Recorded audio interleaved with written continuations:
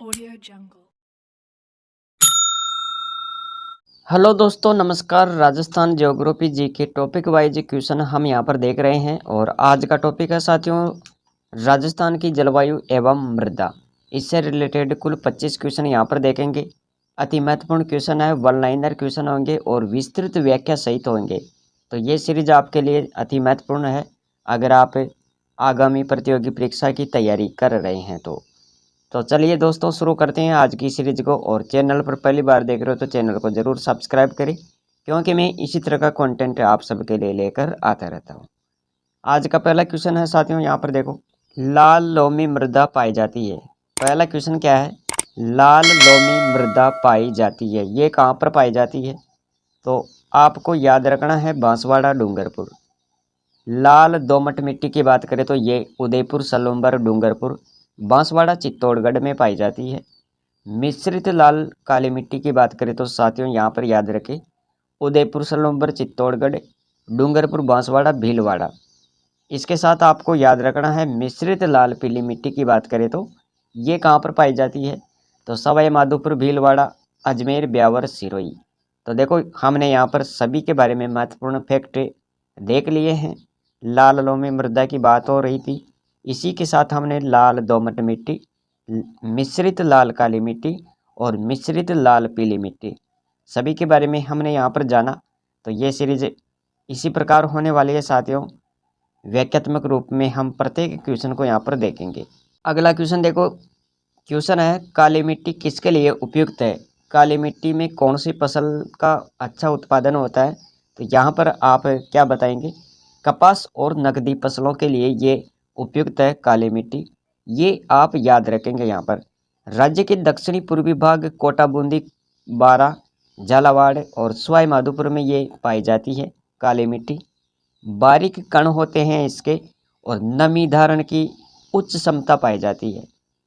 इसी के साथ आपको याद रखना है यहाँ पर फॉस्फेट, नाइट्रोजन और जैविक पदार्थों की अल्पता तथा कैल्शियम और पोटास की पर्याप्तता होती है।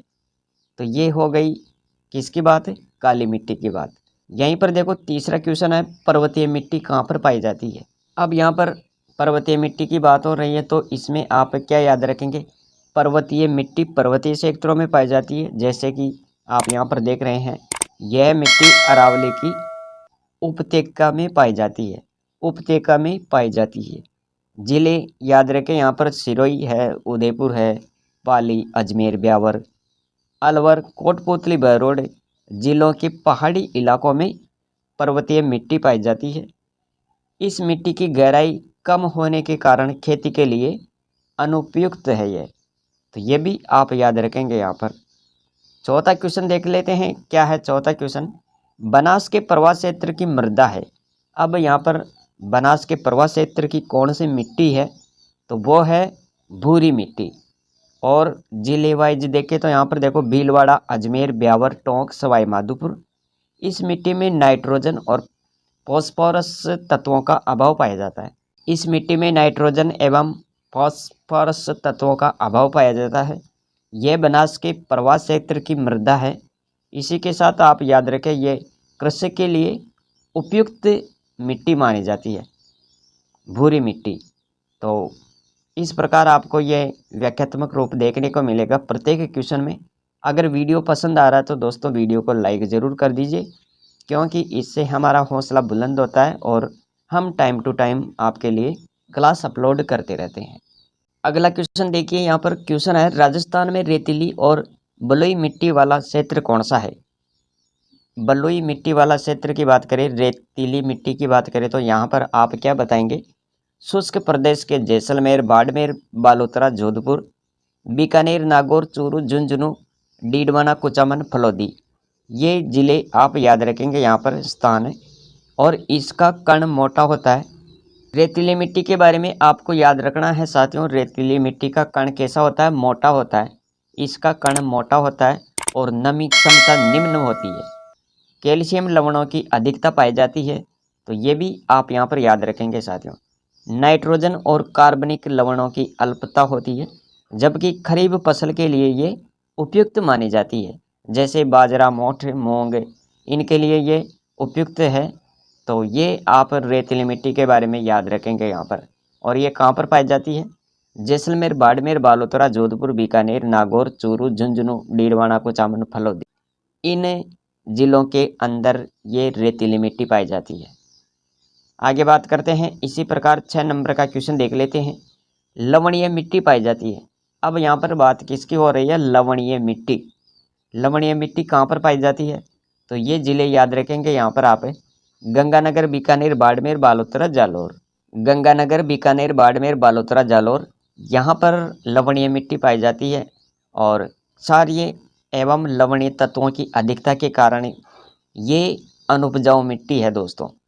प्राकृतिक रूप से निम्न भूभागों में उपलब्ध है ये, तो ये आप याद रखेंगे यहाँ पर।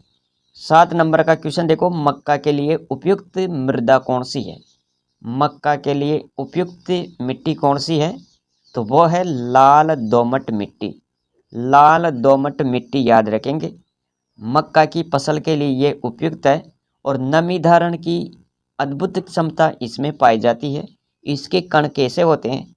तो याद रखें, लाल दोमट मिट्टी के कण बारीक कण होते हैं दोस्तों, और इसमें नाइट्रोजन, फास्फोरस और कैल्शियम लवणों की अल्पता तथा पोटास और लौह तत्वों की अधिकता पाई जाती है। तो ये लाल दोमट मिट्टी के बारे में आपको याद रखना है। इसी प्रकार देखो 8 नंबर का क्वेश्चन है साथियों, मावट वर्षा किसके कारण होती है? 8 नंबर का क्वेश्चन क्या कह रहा है? मावट वर्षा किसके कारण होती है? ये पश्चिमी विक्षोभों के कारण होती है दोस्तों। पश्चिमी विक्षोभ याद रखें यहाँ पर। मावट वर्षा का कारण क्या है? शीत ऋतु में जो वर्षा होती है, शीत ऋतु में जो वर्षा होती है उसे मावट कहते हैं, लेकिन इसका भी कारण है, ये होती है पश्चिमी विक्षोभ के कारण। तो ये जानकारी आप याद रखेंगे यहाँ पर। ये क्वेश्चन कई बार प्रतियोगी परीक्षाओं में पूछा गया है, तो ये आपको याद रखना है यहाँ पर। अब देखो यहाँ पर मैंने महत्वपूर्ण फैक्ट भी लिखे हैं। राज्य का अत्यधिक नम क्षेत्र कौन सा है? राज्य का अत्यधिक नम क्षेत्र की बात करें तो हाड़ौती क्षेत्र हो जाएगा यहाँ पर। राज्य में सर्वाधिक वर्षा वाला जिला पहुँचे तो झालावाड़। खड़ी वर्षा जल संग्रहण की परंपरागत विधि पाई जाती है, तो ये पाई जाती है जैसलमेर में। और दोस्तों इसी के साथ आपको क्या याद रखना है? राजस्थान में शीतकाल में होने वाली वर्षा क्या कहलाती है? मावट कहलाती है, और ये पश्चिमी विक्षोभों के कारण होती है। तो ये व्याख्यात्मक रूप आप यहाँ पर देख रहे हैं। इसके बाद में देखो यहाँ पर 9 नंबर का क्वेश्चन है, उत्तरी भारत में शीतकालीन वर्षा का कारण है। उत्तरी भारत में शीतकालीन वर्षा का क्या कारण है? तो पश्चिमी चक्रवातीय विक्षोभों के कारण। यहाँ पर ये फैक्ट याद रखें, वर्षा जल संग्रहण लाभदायक है भूमिगत जल स्तर सुधारने के लिए। 10 नंबर का क्वेश्चन देखो, मिट्टी में खारापन व क्षारीयता की समस्या का समाधान क्या है? तो खेतों में जिप्सम का प्रयोग करना चाहिए। खेतों में जिप्सम का प्रयोग करें। मिट्टी में खारापन व क्षारीयता की समस्या का यही एक मात्र समाधान है। अगला क्वेश्चन देखो यहाँ पर, राजस्थान की जलवायु है। अब राजस्थान की जलवायु के बारे में आपको बताना है कि राजस्थान की जलवायु किस टाइप की है, किस प्रकार की है। तो याद रखेंगे साथियों यहाँ पर, उपोष्ण कटिबंधीय राजस्थान की जलवायु का प्रकार है। राज्य में न्यूनतम दैनिक तापांतर रहता है। राज्य में न्यूनतम दैनिक तापांतर रहता है, कौन से महीने में रहता है? तो याद रखना, जुलाई अगस्त में। और राजस्थान में सर्वाधिक वर्षा की बात करें तो ये बंगाल की खाड़ी के मानसून से होती है। राजस्थान में सर्वाधिक वर्षा होने का क्या कारण है? तो बंगाल की खाड़ी के मानसून से होती है ये आप याद रखेंगे यहाँ पर। और राज्य में सबसे कम वर्षा की बात करें तो ये कहाँ पर होती है? जैसलमेर में।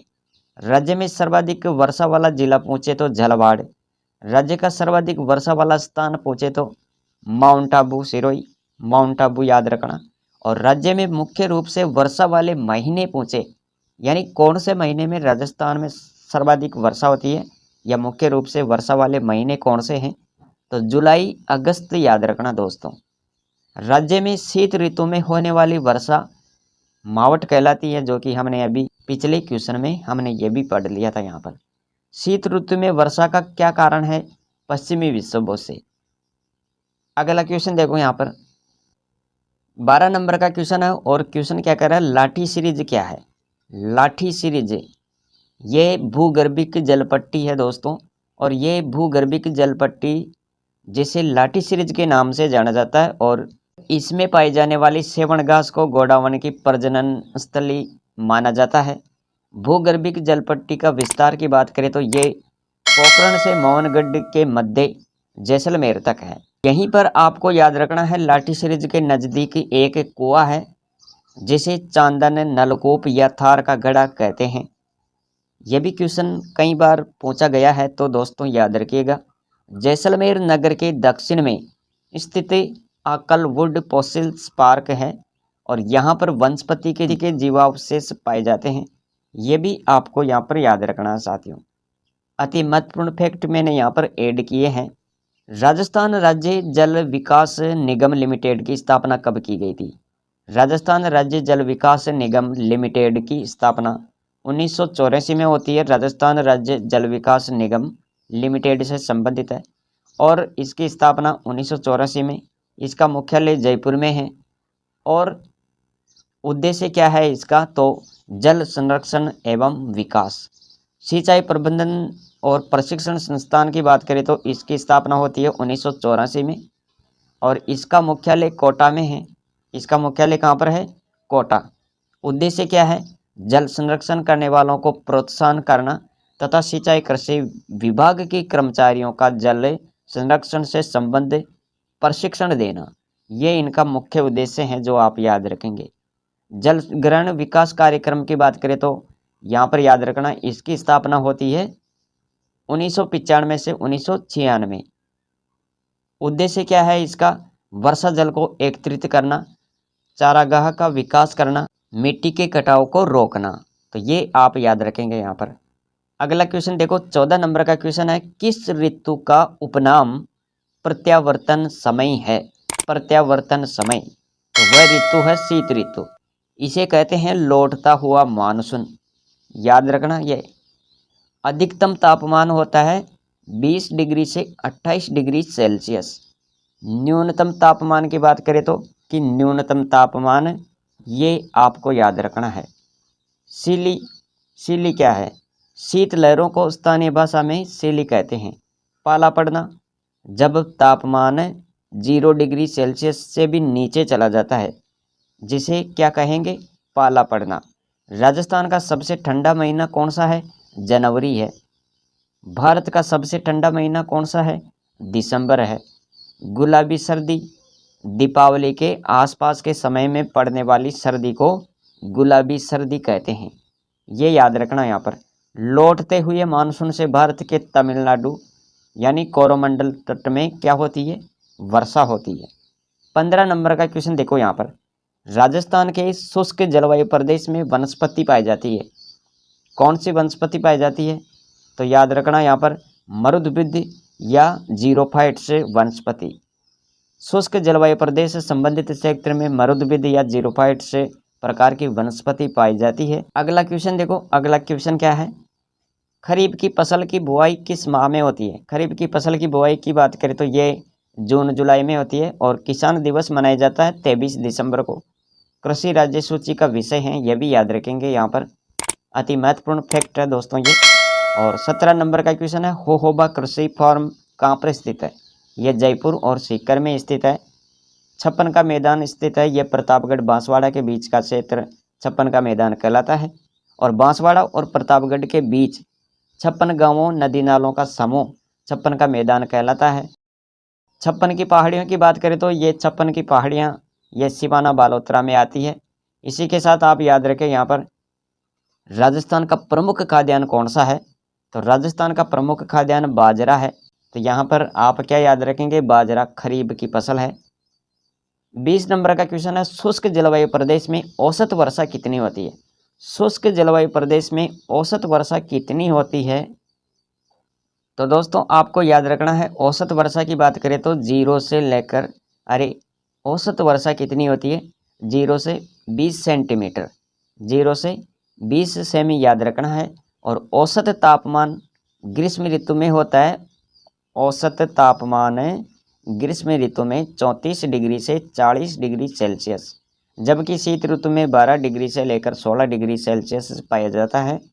और क्षेत्र की बात करें तो शुष्क जलवायु प्रदेश में कौन कौन से जिले आते हैं? जैसलमेर, उत्तरी पश्चिमी बाड़मेर, बालोतरा का पश्चिमी भाग, दक्षिण पश्चिमी गंगानगर और बीकानेर का पश्चिमी भाग, जबकि जोधपुर का यहाँ पर पश्चिमी भाग है। और फलोदी का पश्चिमी, उत्तरी और पश्चिमी भाग याद रखेंगे। यहाँ पर क्या है 21 नंबर का क्वेश्चन देख लेते हैं। अति महत्वपूर्ण क्वेश्चन है साथियों। वर्टिसोल्स मृदा पाई जाती है। वर्टिसोल्स मृदा कौन से जिलों में पाई जाती है? झालावाड़, बारां, कोटा, बूंदी आदि जिलों में अधिकतर क्षेत्रों में यह विस्तृत है। और इनके अंतर्गत कुछ क्षेत्र जैसे सवाई माधोपुर है, भरतपुर है, डूंगरपुर, बांसवाड़ा, चित्तौड़गढ़, इनमें भी वर्टिसोल्स मृदा पाई जाती है। क्वेश्चन है 22 नंबर का। सर्वाधिक आर्द्रता किस महीने में होती है? सर्वाधिक आर्द्रता किस महीने में होती है? तो याद रखना जुलाई, अगस्त। और सबसे कम मार्च, अप्रैल में। यहाँ से क्वेश्चन बन सकता है, पूछ लिया जाएगा कि सर्वाधिक आर्द्रता किस महीने में होती है, तो जुलाई, अगस्त बताएंगे। जबकि सबसे कम आर्द्रता की बात करें तो मार्च, अप्रैल याद रखें। मरुस्थल भाग में चलने वाली गर्म हवाओं को क्या कहते हैं? लू कहते हैं। राजस्थान में मरुस्थली भाग में जो हवा चलती है, गर्म हवा, उसे कहते हैं लू। 23 नंबर का क्वेश्चन है। राज्य में सबसे ठंडा महीना कौन सा है? राज्य में सबसे ठंडा महीना है जनवरी। और भारत में सबसे ठंडा महीना है दिसंबर। और राज्य में सबसे गर्म महीना कौन सा है? राज्य में सबसे गर्म महीना है जून। 24 नंबर का क्वेश्चन देखो। क्वेश्चन है यहाँ पर सर्वाधिक वर्षा वाला स्थान। सर्वाधिक वर्षा वाला स्थान माउंट आबू है। और सर्वाधिक वर्षा वाला जिला झालावाड़। और सबसे कम वर्षा वाला स्थान है जैसलमेर। आज की सीरीज का लास्ट क्वेश्चन देखो यहाँ पर। राजस्थान में जल संरक्षण की परंपरागत विधियाँ कौन सी है? तो देखो यहाँ पर प्रमुख जल संरक्षण की परंपरागत विधियों की बात कर रहे हैं। सबसे पहले नंबर पर देखो जोहड़, नाडा, ये शेखावाटी और बांगड़ क्षेत्र में पाई जाती है। इसके बाद में है बावड़ी, फिर इसके बाद में है टांका, ये मारवाड़ और शेखावाटी क्षेत्र में। इसके बाद में है फिर नाडी, ये एक प्रकार का पोखर है और ये पश्चिमी राजस्थान में देखने को मिलेगा आपको। इसके साथ आपको याद रखना है टोबा। टोबा ये भी नाडी के समान पोखर होता है, जबकि ये नाडी से भी गहरा होता है। याद रखना टोबा नाडी के समान होता है पोखर, जबकि ये गहरा ज़्यादा होता है। खड़ी इनकी बात करें तो ये जैसलमेर क्षेत्र में पाया जाता है। और मिट्टी का बांधनुमा अस्थायी तालाब होता है ये, जो ढलान के नीचे बनाया जाता है। इसके बाद में है कोई या बेरी, तो ये हैं, ये क्या है? राजस्थान में जल संरक्षण की परंपरागत विधियाँ, जो हमने यहाँ पर इस लास्ट क्वेश्चन में देखी यहाँ पर। तो दोस्तों ये थी आज की सीरीज, जिसमें हमने कुल 25 क्वेश्चन यहाँ पर कवर किए हैं विस्तृत रूप में। आशा करता हूँ ये वीडियो आपको पसंद आया होगा। अगर वीडियो पसंद आया है, इस तरह का कंटेंट अगर आपको पसंद आता है, तो दोस्तों इस वीडियो को ज़रूर लाइक कीजिए और अपने साथियों के साथ भी इस क्लास को शेयर ज़रूर करें, ताकि उन्हें भी इस टाइप का कंटेंट पढ़ने का अवसर मिले। आपके एक शेयर करने से उनका भला हो सकता है। और चैनल पर पहली बार देख रहे हो तो आप चैनल को सब्सक्राइब कर लो और साथ में बेल आइकन पर ज़रूर क्लिक करें, ताकि जो भी वीडियो इस तरह का अपलोड हो उसकी सूचना आप तक पहुंच सके सबसे पहले। तो मिलेंगे अगली वीडियो में। आज के लिए इतना ही। Thanks for watching.